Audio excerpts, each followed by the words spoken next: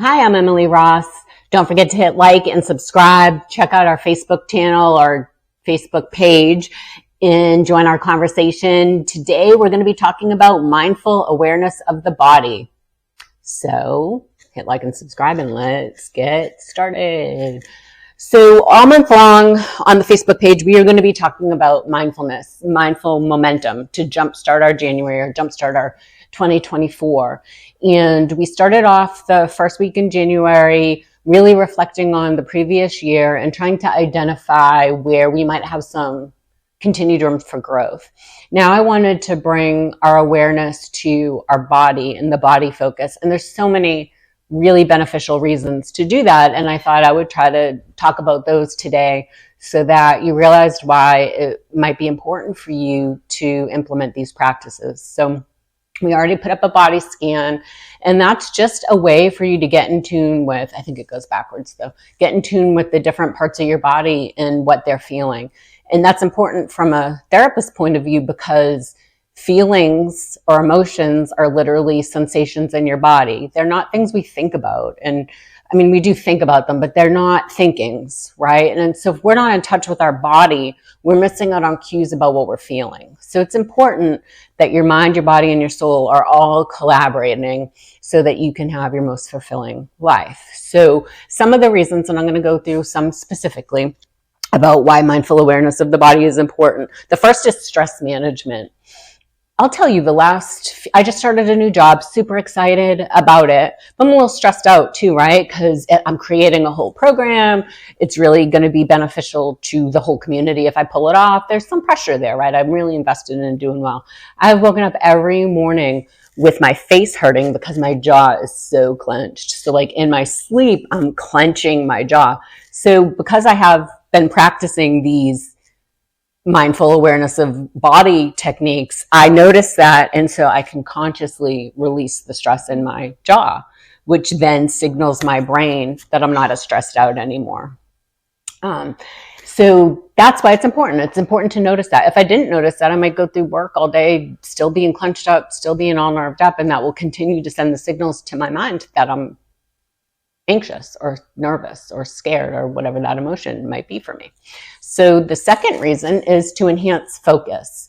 I think I've probably said it a million times on these videos. I have flaming ADHD, heavy on the H, the hyperactivity. And for women, adult women, a lot of the times that restlessness, that hyperactivity is in our minds. I have a lot of physical hyperactivity too. You see, I'm always moving my hands and stuff, but a lot of the times it's in your mind. And so in implementing a mindful practice, it took me a long time to be able to do it. I actually worked with a mindfulness coach about a decade and a half ago. I worked with a mindfulness coach that helped me go from a minute to 90 seconds to 3 minutes and built that. And then I, like everybody, I kind of let it fall to the side. But I remember a lot of what I learned. And so when I'm ready to refocus on that, I go back to trying just 90 seconds, 3 minutes, and I try to focus that way. But when I can leverage that practice and make it a habit of my life, I find that I have more control over what I focus on in all areas of my life. So I can go to work and I can leverage the skills that I've learned from being aware of my thoughts and dismissing them, being aware of my thoughts and bringing myself back to the present moment. And that really helps me to focus in meetings and to leverage those skills to be able to do things in my personal life. So enhancing your focus is a big deal. The third one is self-awareness. So a lot of us kind of float through life not really noticing what we're feeling because we get tapped out from our body. Anybody who's been through trauma has probably utilized disassociation, where you kind of tap out of your body. It's a way to protect us from feeling intense emotions. And it's important for us to intentionally reconnect so that our body can give us the signals about what we're feeling, because our existence is a patient thing. And if we're not feeling our emotions, those little suckers are patient and they will wait forever. So they'll just hide in your body. And over time, they accumulate and cause disease or dysfunction within your body because they're in the way of your body being able to function properly. So a lot of the times you'll see people coming in their 30s and their 40s because their body has accumulated as much as it can.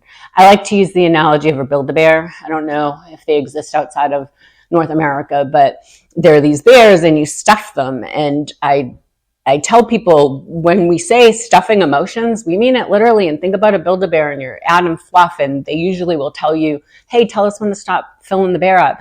Every time you're agreeing to stifle an emotion or stuff an emotion, your Build-A-Bear is getting huge, right? And at some point, it's just going to split at the seams. And we do that too. So it's important and worth your while to feel the emotion when it happens and try not to tap out. If you tap out in the moment because you're used to doing that, that's okay. Take some time in the morning or at night and just implement this body scan practice, right? Use the body scan I gave on the YouTube channel and tap into, okay, I'm feeling tension. I'm going to use tension in my jaw because it's most obvious to me right now. I have tension in my jaw. My neck hurts. I've slouched over. My legs are twitchy. What emotion is that for me? And I'll look at my emotion wheel and point into mine because I have a nice big one on my wall. I'll look at that, and I tell people, if you look at that emotion wheel when you're tapped into where you're feeling sensations in your body, the right emotion will pop out at you. And sometimes we overgeneralize, like that's anxiety. I think it's different than anxiety for me. I think it's a little bit of fear and some other stuff. So if you try to release the wrong emotion, it doesn't work. So it's good to look at that wheel and learn some granularity of your emotions. So self-awareness. Number 4 is having a healthy relationship with your body.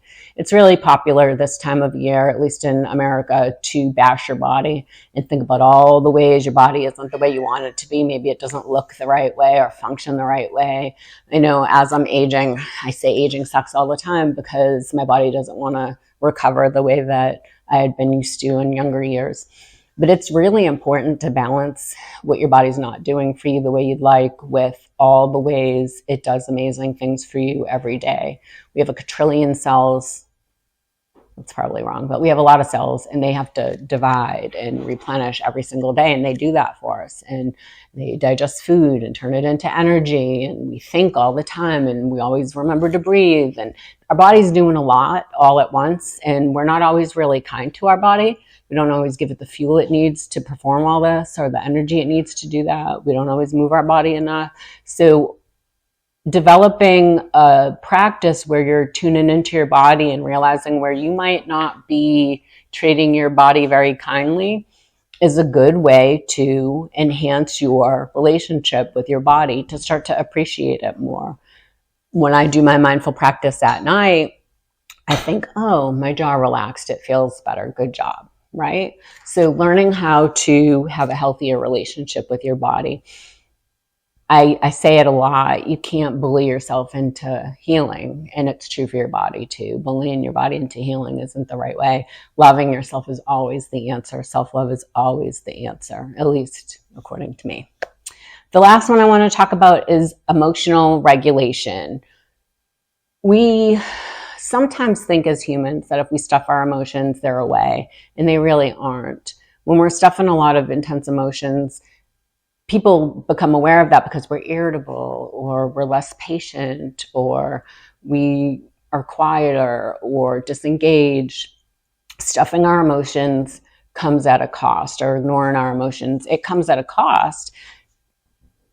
And I hope that you come to decide that that costs too much and decide instead, okay, I'm feeling this intense emotion and I'm going to lean into it and release it. So when I have that tension in my jaw and I know I'm feeling uncertain or anxious or scared or nervous, I don't try to stuff that. I just acknowledge that, yeah, I am. This is a big deal. It's a huge opportunity. It's a lot of things are at stake. A lot of people could benefit. And so I want to do a good job. So better than stuffing it or minimizing it is to lean into that. I'm feeling this intense thing and it's okay, and give myself permission to do it. So as you can see, there's a lot of really important benefits to bringing mindful awareness to your body. So I encourage you, try that body scan. It's only a few minutes. When you're done with the body scan, make notes and try to implement it as a practice. Tell us how you do. Do you need a shorter body scan? Do you need a longer one? Let us know. And please let us know what benefits you enjoyed the most. Thanks for tuning in. Don't forget, like, subscribe, check out the Facebook page. I put a lot more information over there throughout the week. This week, it's all going to be on awareness of body and mindfulness around body. So check it out and let us know what you think. Tell us what you want to hear in February.